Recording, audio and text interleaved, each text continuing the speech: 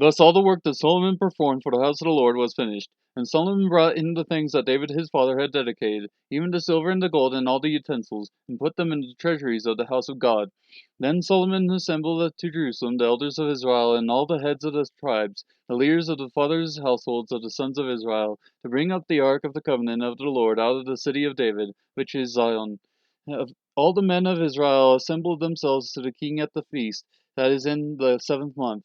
Then all the elders of Israel came, and the Levites took up the ark. They brought up the ark in the tent of meeting, and all the holy utensils which were in the tent. The Levitical priests brought them up.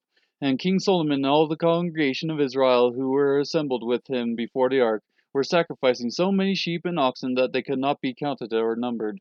Then the priests brought the ark of the covenant of the Lord to its place, into the inner sanctuary of the house, to the Holy of Holies, under the wings of the cherubim. For the cherubim spread out their wings over the place of the ark, so that the cherubim made a covering over the ark and its poles. The poles were so long that the ends of the poles of the ark could be seen in front of the inner sanctuary, but they could not be seen outside, and they are there to this day. There was nothing in the ark except the two tablets which Moses put there at Horeb, where the Lord made a covenant with the sons of Israel when they came out of Egypt.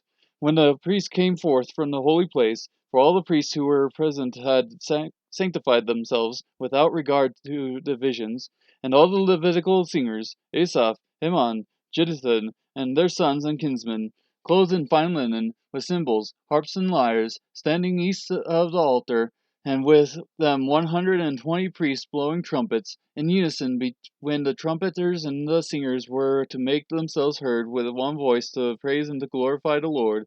And when they lifted up their voice, accompanied by trumpets and cymbals and instruments of music, and when they praised the Lord, saying, He indeed is good, for his loving kindness is everlasting, then the house of the Lord, was filled with a cloud, so that the priests could not stand to minister because of the cloud, for the glory of the Lord filled the house of God.